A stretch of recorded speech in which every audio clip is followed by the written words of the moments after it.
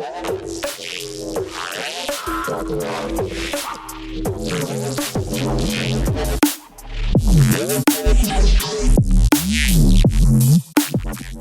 guys, Dalton with Jaspertronics, and today we're going to be looking at installing a lamp into this Eiki projector.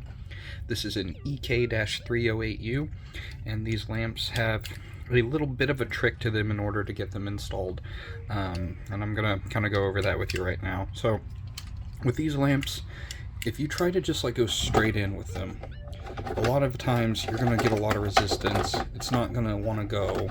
You're going to have some weird little issues. It doesn't like doing that. I find with these lamps the easiest way to get them in is to line up these and it's got a receiving end right there. And what you're going to want to do is you're going to want to angle that in at the front first and then wiggle the connector in. If you do it like that, you should be able to get this to install every time. They're fairly simple to get in once you know the trick to it. It just takes a little bit. And again, let me show you that again. It's got this little plastic right up here on this side, and that goes right there.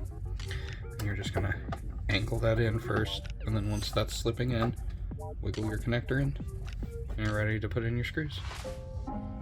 Alright guys, if you have any questions, feel free to leave a comment below. This is a quick and easy one, but there have been a few people having issues with getting these installed, so I just kind of wanted to show you my trick and let you guys know how to get these lamps in. So thanks again, and have a good one. See you in the next one.